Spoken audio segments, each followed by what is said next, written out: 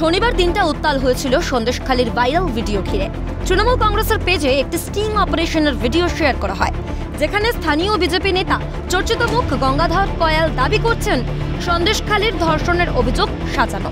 ওই ভাইরাল ভিডিওতে এমন অভিযোগের স্বরূপ বিজেপির আরেক নেত্রী। এরপরেই এই ভিডিও পোস্ট করে তেড়ে ফোঁড়ে ময়দানে নামে তৃণমূল।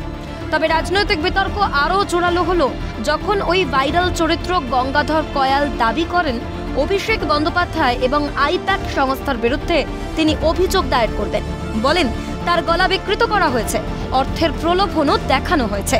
তাই এই ভিডিওর সত্যতা নিয়ে নানা রকম প্রশ্ন উঠেই যায়। ভোট আবহে সন্দেশখালীর মোড় ঘোরাতে কি শাসক দলের নতুন চাল স্টিং ভিডিও? এই প্রশ্নই তোলে সাধারণ মানুষ। সেসবের তোয়াক্কা যদিও করেননি তৃণমূলের সাধারণ সম্পাদক ডায়মন্ড হারবারের তৃণমূল প্রার্থী অভিষেক বন্দ্যোপাধ্যায়। সন্দেশখালী করে গলা ফাটিয়েছিল। আজকে বিজেপির গঙ্গাধর কয়াল যে সন্দেশখালী 2 নম্বর মণ্ডলের সভাপতি, সে বলছে শুভেন্দু অধিকারী বলেছিল বলে মহিলাদের মিথ্যে কথা বলে ব্রেন ওয়াশ করে আমরা মিথ্যে ফলস রেপ কমপ্লেন, ধর্ষণের অভিযোগ সিবিআইকে দিয়েছিলাম, পুলিশের কাছে জানিয়েছিলাম।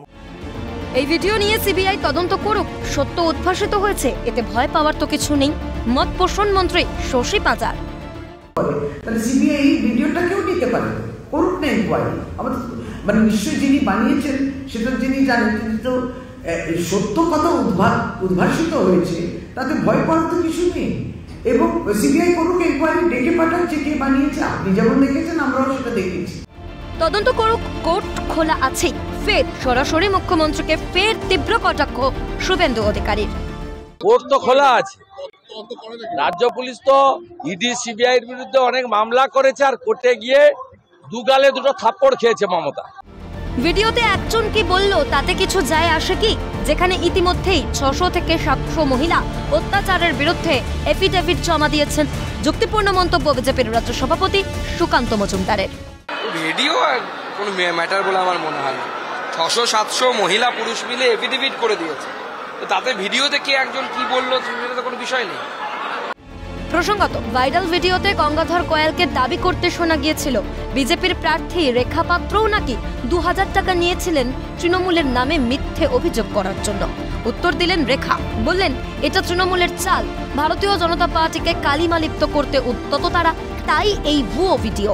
একটা চাল, এটা গঙ্গাধর কয়াল তো ভারতীয় জনতা পার্টির সদস্য, আর টিএমসি পার্টি এরকম একটা মিথ্যে একটা ফেক তো নিউজ দেখালে তো অবশ্যই সাধারণ মানুষ ক্ষেপ্তিত হবে। এটা এরা পুরোপুরিভাবে টিএমসি পার্টির চাল। ওনার বাড়িতে দেখুন তৃণমূলের গুন্ডারা আজকের বলে নয়, তৃণমূলের গুন্ডাদের অত্যাচার আমরা সহ্য করেছি, আমরা জানি। এখন ওনার বাড়িতে হয়তো বউ বাচ্চাকে হয়তো মাথায় বন্দুকটা কি ওনাকে মিথ্যে বলিয়েছেন। বিজেপির নেতারা এত বোকা নয়, তারা এমন বলবে বলে ভাইরাল হয়ে যাবে। এটা তৃণমূলের তৈরি করা একটি ভিডিও। সাফ জানান দমদম লোকসভা কেন্দ্রের বিজেপি প্রার্থী শিলভদ্র দত্ত। কারণ বিজেপির লোকেরা কি এত বোকা নাকি? এমন একটা জিনিস বাইরে বলবে যেটা বাজারে প্রকাশ হয়ে যাবে, এটা হয় নাকি?